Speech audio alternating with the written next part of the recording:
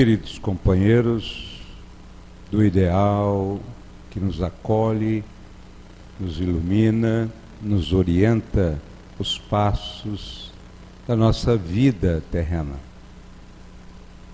Nós precisamos, aproveitando a tela que a tribuna nos faculta, considerarmos alguns aspectos importantes da doutrina espírita e enfocar alguns temas que demandam conhecimento doutrinário e a visão espírita, porque a visão materialista não consegue abarcar, compreender, situar o tema dentro da medida evolutiva que permite a nossa oportunidade reencarnatória. Se nós formos lembrar os ensinamentos do Livro dos Espíritos, na questão 780, Allan Kardec pergunta aos espíritos se o progresso moral acompanha o progresso intelectual. E os imortais responderam que não. O progresso moral não acompanha o progresso intelectual, mas é dele consequência. Ou seja, se nós não tivermos o conhecimento intelectual dos postulados da doutrina espírita, nós não teremos condições de racionalizar com profundidade esses ensinamentos e aplicá-los na ótica reencarnacionista e na visão imortalista de nossa passagem na Terra. Na questão 629 do Livro dos Espíritos, também Kardec pergunta sobre o conceito de moral. E os espíritos, com uma filosofia transcendente, diz que moral é a regra do bom viver, diagnosticando, porém, condições para que você possa entreter-se entre o bem e o mal, buscando os ensinamentos das leis divinas.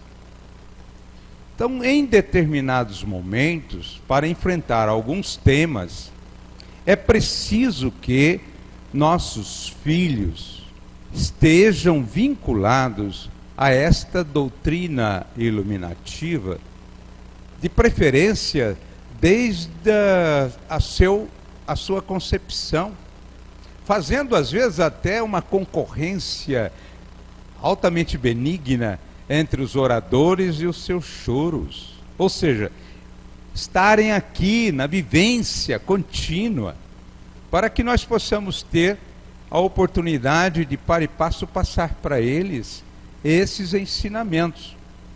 Esses ensinamentos nós fomos recolher, por isso a figura em homenagem à nossa Joana de Ângeles, na Conejovem, coisa de uma semana, quando os jovens espíritas da região de Araçatuba, Birigui, se debruçaram sobre esse tema. E ficou altamente produtivo, porque depois teve oficinas a respeito desse tema, para que eles pudessem fazer um remember, relembrar, fazer uma relembrança dos conceitos espíritas sobre esse comportamento atual do ficar, do envolvimento afetivo, do envolvimento emocional, com a oportunidade de conhecer personalidades espirituais, porque o namoro seria maravilhoso se também fizéssemos os nossos jovens e os adultos aqui presentes fizessem a observação das personalidades espirituais, conhecer as tendências, as inclinações, os hábitos, a filosofia de comportamento, focar alguns aspectos para ver se há uma perspectiva feliz, para evitar que depois de vinculado ao matrimônio ou à união, as pessoas não fazem aquela situação interessante, aquela pergunta interessante, fala: quem é você? Eu não te conheço, o que é isso? Que comportamento é esse? Por quê? Esse período é também para namorar personalidades, namorar espíritos, namorar campos vibratórios, se for espírita, né? Para ver se realmente existe uma projeção feliz em termos das nossas realidades emocionais. Uma das mais belas frases para iniciar o cotejo das ideias é esta de Joana: a evolução é a transição do ser. Por que transição do ser? Porque estamos em processo transitório de conhecimento. Para que nós possamos nos situar, o mundo de, segundo Adolfo Bezerra de Menezes, o mundo de regeneração já começou. Ele relata uma noite maravilhosa em 18 de abril de 2010, em que se consolidou o mundo de regeneração, com todos os detalhes sobre as programações advindas com outros nossos companheiros de outros mundos, que em processo de transmigração coletiva estão aqui para nos ajudar com reencarnações fantásticas. Também vamos encontrar informações e subsídios na atividade de Divaldo Pereira Franco com Manuel Filomeno de Miranda, num livro fantástico que fala sobre a transição planetária. A evolução é a transição do ser da condição de escravo à condição de ser, de senhor do próprio destino. Não estar preso às conveniências, não estar preso às convenções humanas. Não seguir o que os outros estão seguindo, porque a maioria está seguindo.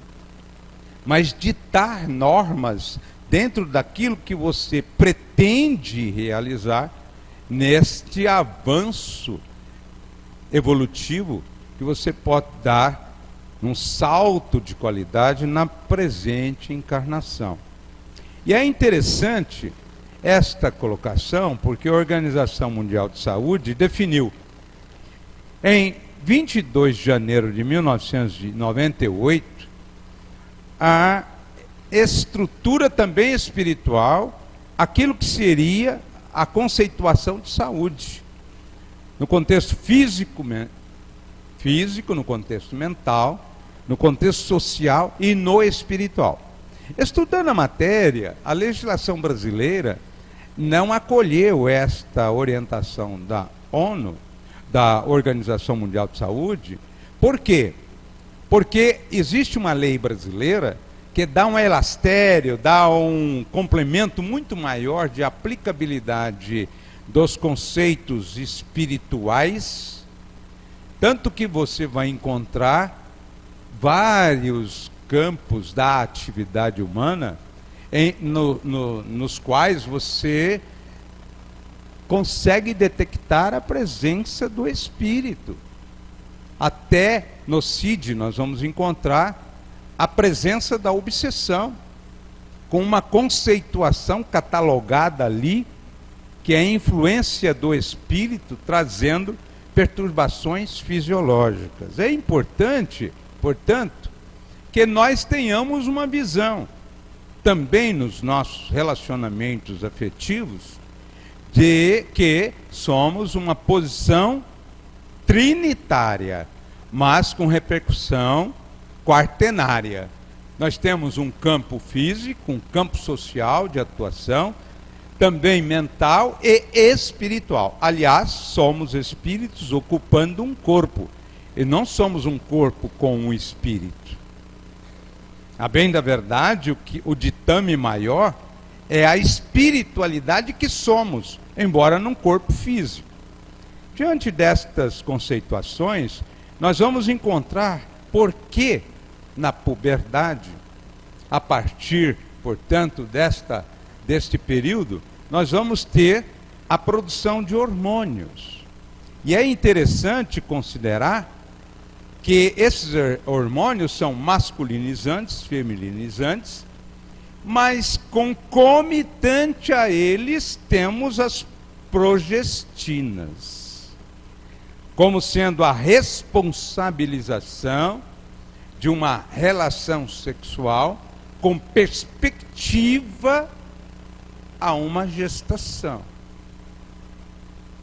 Esta observação é uma observação em que os meninos lá de Araçatuba e Birigui fizeram alguns detalhes, principalmente nas oficinas, sobre a importância de uma preparação filosófica dos pais, com uma compenetração espiritual muito grande da doutrina espírita, para que o exercício da afetividade e da sexualidade esteja com foco da doutrina espírita, para que você possa oportunizar esta fase como uma projeção da programação que você veio fazer à Terra, para não perder o foco, para não perder o objetivo. Você veio para dar um salto espiritual, um salto intelectual e um salto moral na atual reencarnação. Você não veio aqui para buscar alegrias doidivanas, buscar a felicidade plena nessa área sem a responsabilização de uma programação feita adredemente. Então, um dos alunos lá, um dos meninos perguntaram, bom, mas não é o exercício do livre-arbítrio? Eu fiz o exercício do livre-arbítrio antes de reencarnar. Eu não posso usar o exercício do livre-arbítrio agora que eu estou na Terra? Interessante, né? Porque jovem pergunta umas coisas maravilhosas. Por exemplo, um jovem falando lá do espírito que tem a possibilidade de projeção, mas está ligado ao corpo pelos cordões de prata durante o sono, que vai para vários lugares, mas está ligado ao corpo, mas é uma ação eletromagnética.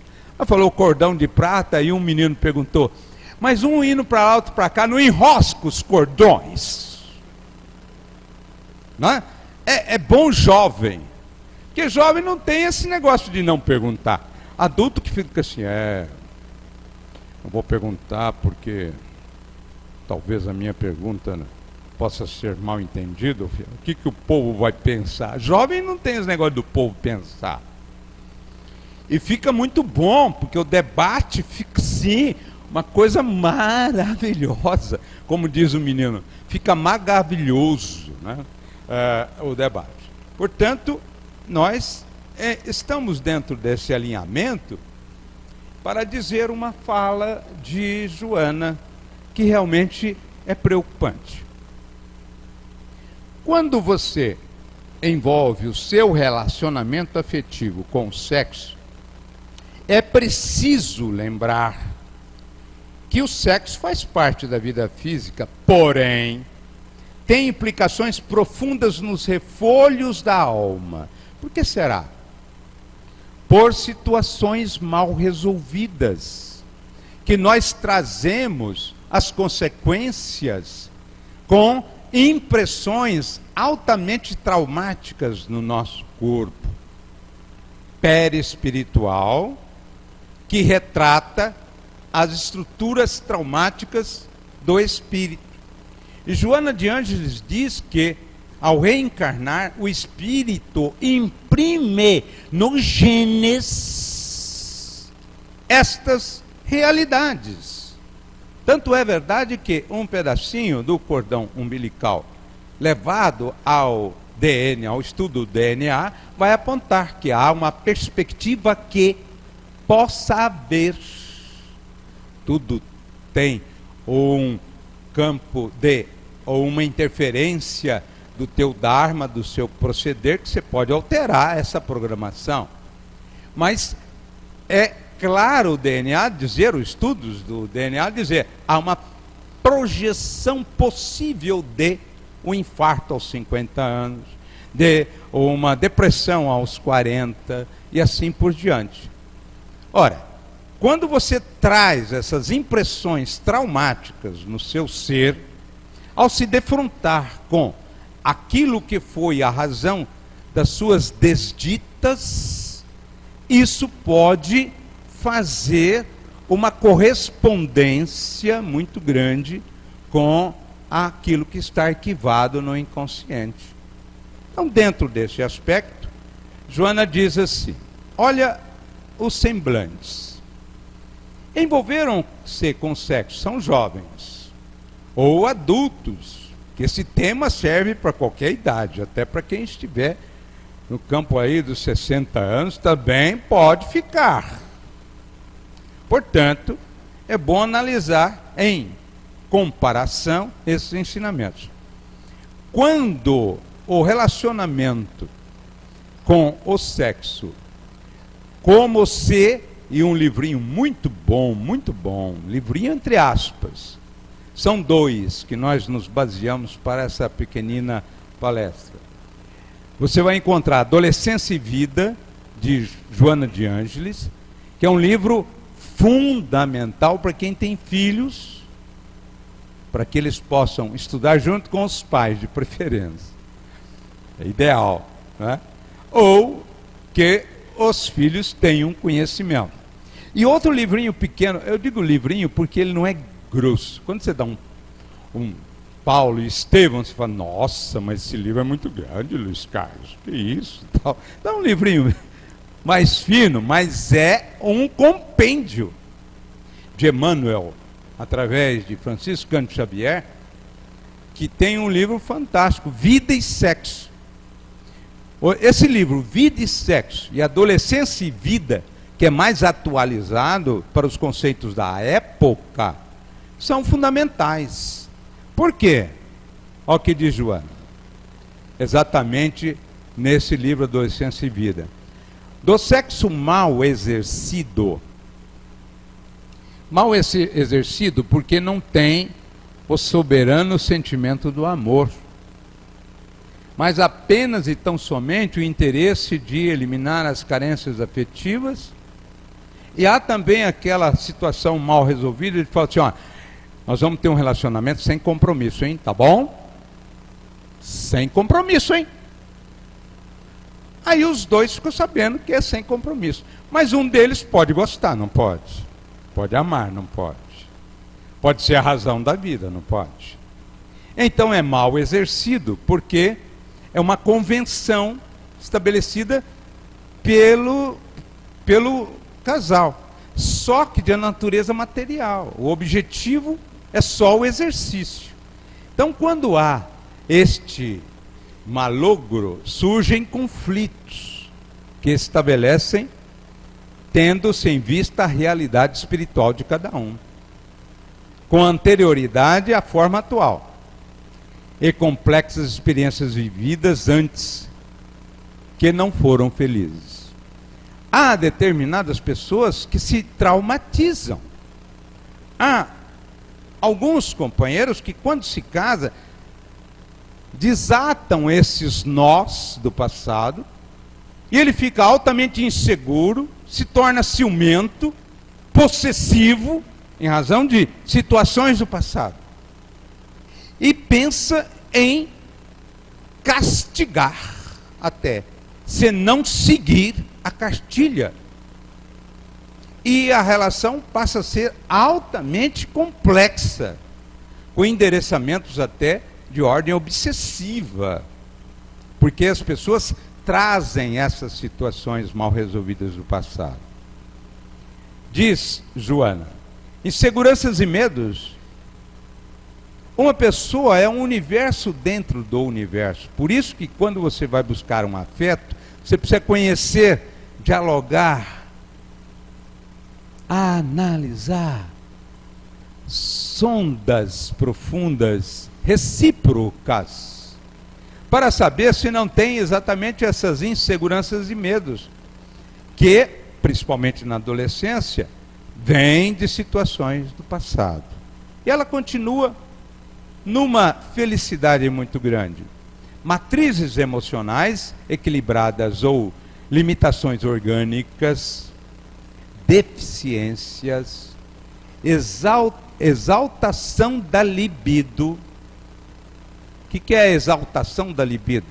Uns têm um frenesi ao campo sexual, outros têm uma atividade normal, outros são mais intelectualizados, não têm aquela febricitação. Suponhamos que nós vamos encontrar aquela pessoa que não corresponda exatamente às suas exigências. E quando que você tem que resolver isso? No diálogo, na afetividade, porque se você for para o laboratório, para as experiências, sem conhecer os elementos que compõem a sua experiência, pode explodir o laboratório. Você não sabe com quem que você está se envolvendo. Dentro desse quadro, preferências perturbadoras. Há determinadas pessoas que se casam e de repente começam a produzir preferências que perturbam e agastam e visceram o interior daquele campo de moralidade que a pessoa traz. Dentro desse quadro, exigem correta orientação e, via de regra, até terapia especializada. Quantos problemas que nós não registramos? Quando eu estava como funcionário público, que estava exatamente no exercício desse cargo de delegado de polícia, N casos vinham com um atendimento de agressividade, de cárcere privado, de sevícias, de verdadeiros estupros entre marido e mulher, cuja causa está exatamente nos meandros espirituais do ser de vidas passadas, e que precisa, portanto, de tratamento, de terapia especializada. Uma fase maravilhosa é o namoro, e nossa Joana coloca como opção. Eu digo opção, porque é linda a frase que ela coloca. O namoro é uma necessidade psicológica, parte importante do desenvolvimento da personalidade e da aprendizagem afetiva dos jovens. Eu digo que é uma opção porque tem espíritos que reencarnam como jovens, como adolescentes, inteiramente intelectualizados e profundamente moralizados e já amadurecidos. Mudando o que deve ser mudado, mutatis mutandis, nós vamos encontrar exatamente em meu lar. A minha filha com 17 anos estava fazendo cursinho, antes 17, 16, quase 17, porque depois ela saiu para Ribeirão. E as amiguinhas todas iam lá, sempre com um menininho que vinha buscar. Eu perguntei para minha filha, coitadinha de mim, assim, essa coisa, né? Sem graça. E perguntar para ela, falei, nossa, bem, você não namora. Todo mundo namora. Gente, eu quase apanhei. Ela olhou para mim e falou assim, você, falando isso, onde estão os seus estudos? Eu falei, não, eu só estou perguntando. Pai, eu quero foco no que eu quero. Medicina, isso atrapalha o meu foco. O senhor não fala mais nisso, hein? Eu falei, meu Deus do céu, que sacrilégio, o que eu fui falar? Quer dizer, tem jovens assim, focados. Você não pode ter uma visão reducionista desse elemento chamado jovem. Porque há jovens e jovens. E há adultos, crianças.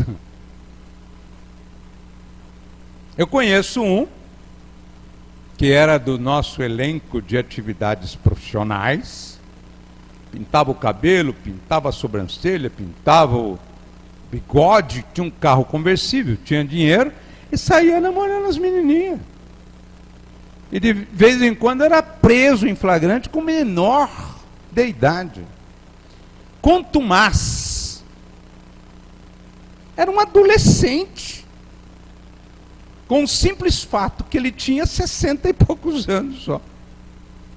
Mas continuou na fase adolescente. Então o namoro é uma necessidade psicológica para a aprendizagem afetiva. Ora, a visão espírita é maravilhosa. Olha o que diz Joana: todo mundo dourado e azul, trabalhado nas estrelas e no luar, no perfume das flores. Aparece quando os jovens se encontram e despertam intimamente para a afetividade. Eles são afetuosos, amigos. Os pais precisam tomar muito cuidado quando vão tecer comentários desairosos aos colegas dos seus filhos, porque eles têm uma necessidade muito grande de socializarem-se, e a socialização se dá com afeto. Eles têm um bem-querer muito grande para as pessoas, às vezes até quando eles têm algum comportamento alterado, perturbador ou homossexual, não, eles sentem a dor. Eles acompanham aquele sofrer. É a época da afetividade. E nós, pais, precisamos compreender que isto é necessário para o amadurecimento emocional dos nossos filhos. É ver com um olhar de elegância, de compreensão, não é? Um pai, por exemplo, a mãe falou assim: olha, nossa filha está estudando e está na hora de comprar ela pediu para comprar uma cama de casal. E aí o pai falou assim: nossa, como a minha filha, só porque a gente vai, né, lá no apartamento, ela já está pensando em nós, colocar uma cama de casal para nós, que coisa linda. Aí a esposa virou para ele, é de um delegado, aí a esposa virou para ele e falou assim: mas você não vê nada, né? Ela falou: o que é? Nossa filha está namorando. Ele falou: mas como? Falou: bom, ela não fala com você, mas fala comigo. Mas calma, que eu já feri, ela tem condicionamento moral, ela sabe, ela entende, ela compreende. Sabe o que aconteceu desse namoro? Estão casados, amadurecidos. Joana vai tocar nesse tema muito interessante, para que nós tenhamos uma visão inteiramente elevada. Agora, antes dela enfocar essa temática, ela diz assim: e quando o namoro derrapa no relacionamento do sexo por curiosidade e precipitação, aí é uma tragédia. Por quê? Porque não tem maturidade psicológica. E não tendo maturidade psicológica, não vai ter preparação emocional. E não tendo preparação emocional, a frustração é muito grande. Pode criar conflitos e fugas, e pode trazer ressentimentos prejudiciais que demandem tratamento psicológico.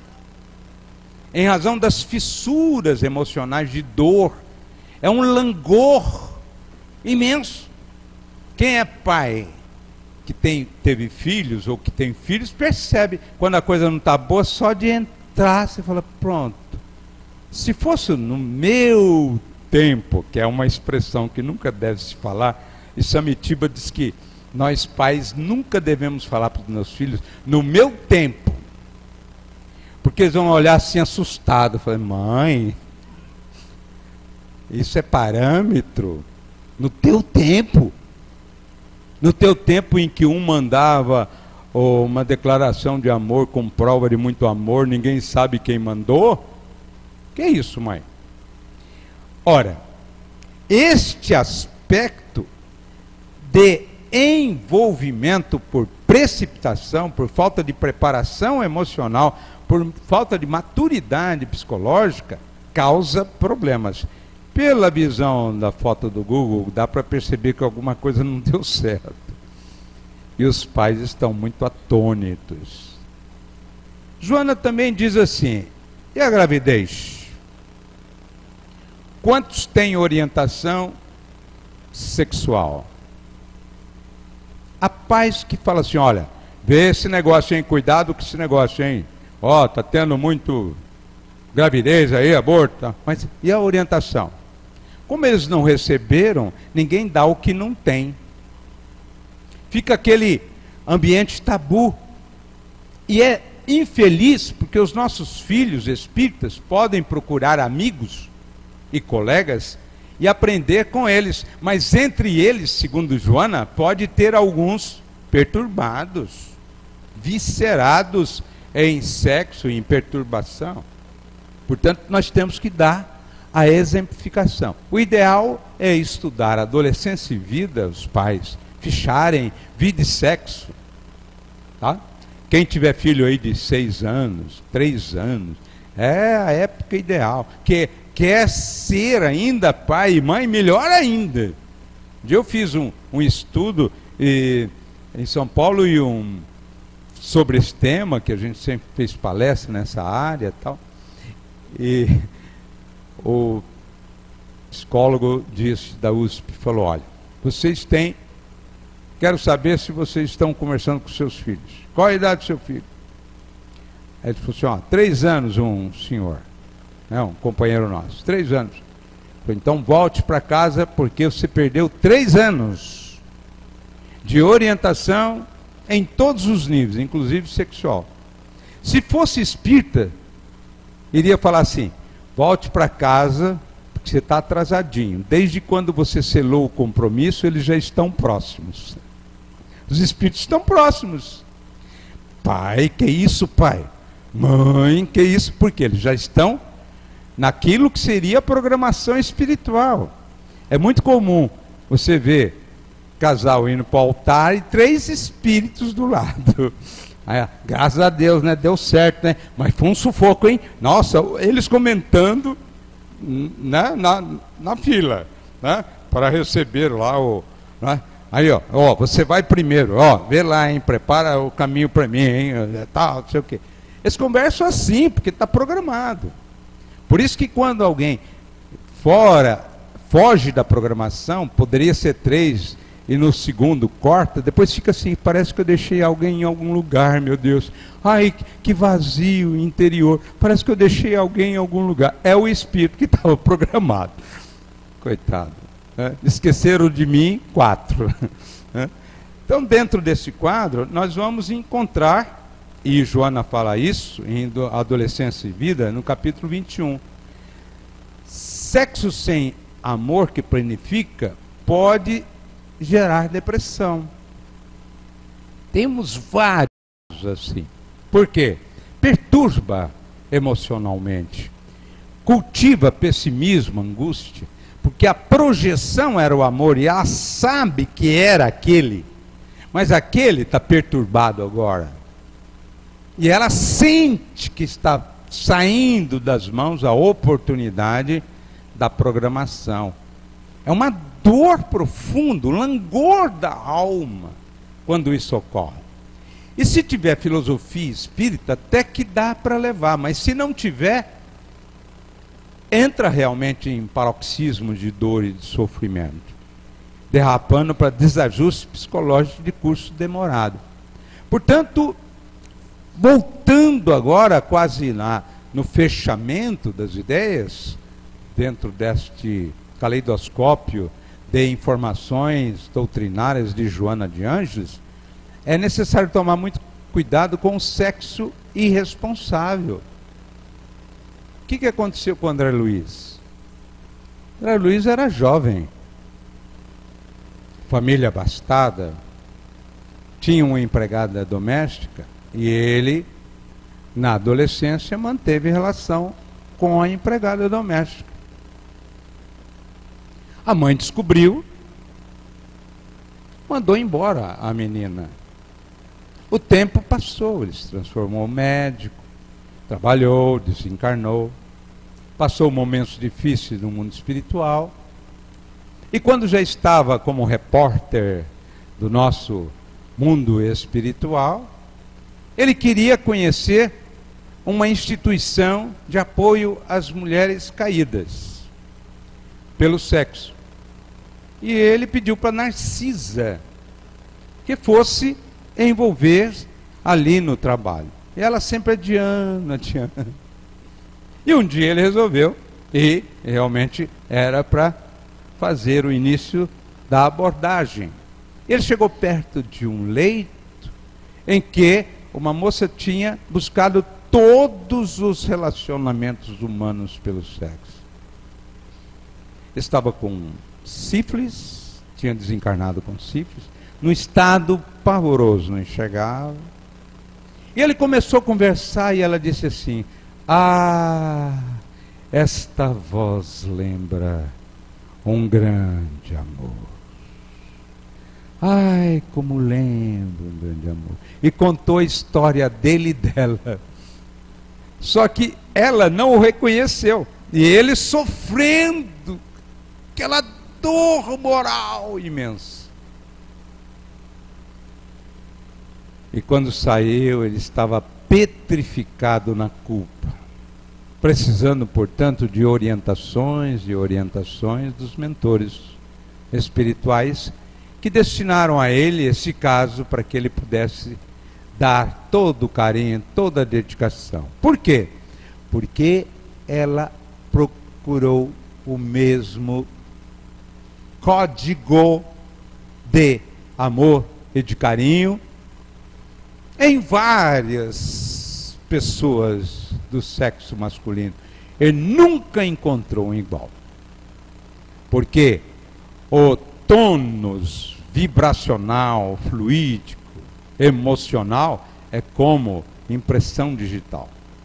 Você não encontra jamais alguém igual. Dentro desse quadro, poderemos agora firmar. Por isso que eu deixei documentado esta contribuição, que foi o que nós passamos lá para os jovens do CONEAN, exatamente esse papel que nós passamos, para ficar bem documentadas as palavras de Joana, para que não possam ser mal interpretadas. Ela diz assim: há jovens capazes de amar, como a filha daquele delegado que eu falei. Há jovens capazes de amar em profundidade, sem dúvida, por serem espíritos experientes nas lutas evolutivas, encontrando-se em corpos novos, em desenvolvimento, porém investidos da capacidade vigorosa de sentir e entender. Este é o momento. Tem uma filha que começou a namorar em convivência com um médico, era estudante de medicina, estão agora numa cidade, os dois trabalhando como marido e mulher.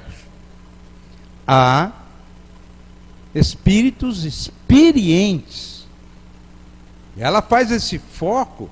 Agora, é necessário que cada um sinta-se adolescente ou adulto, se está neste quadro, para que possa assumir este envolvimento. E o nosso Emmanuel fala uma coisa profunda nesse livro Vida e Sexo. Cada relação sexual para a projeção do mundo espiritual é um casamento.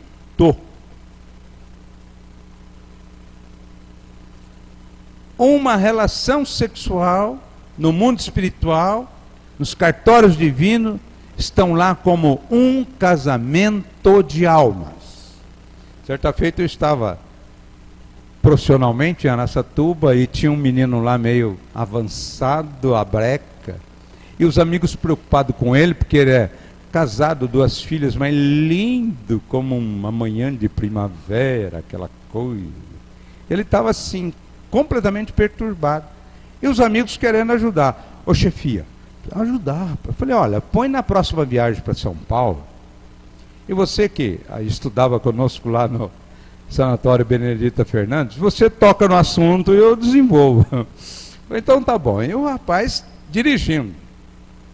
E aí foi falando e tal, eu fazendo esses conceitos de que cada relação é um casamento e que se ficar muito viscerado em sexo, mergulha na próxima ou em outra programada reencarnação, num oceano de células femininas, se for este o destinatário. O carro quase capotou. Eu falei, segura meu filho, o volante aí que eu vou explicar, calma. Não há regra sem exceção, calma. Aí fomos explicar a flexibilidade da lei divina e tal. Em razão exatamente disso, daquilo que seria a perturbação sexual pela visão materialista e egoísta do prazer que a pessoa quer para si, pouco se interessando com as consequências emocionais, mentais, psicológicas das pessoas. E nós encerramos com um conceito maravilhoso dela. Aí você pode perguntar, mas é amor ou paixão que eu tenho? Aí Joana diz assim, a paixão é como labareda que arde, devora e se consome a si mesma pela falta de combustível. O amor é a doce presença da alegria que envolve as criaturas em harmonias luarizantes e duradouras. A paixão, a primeira, é arrebatadora e breve. O amor, o segundo, é confortador e permanente. E ela encerra aquilo que foi o elenco que nós consideramos o mais importante para a palestra. Palestra é como um fio iluminativo de natureza mental. As contas pertencem à doutrina. Por isso que onde eu vou eu deixo todo o material, porque não é nosso, são as contas.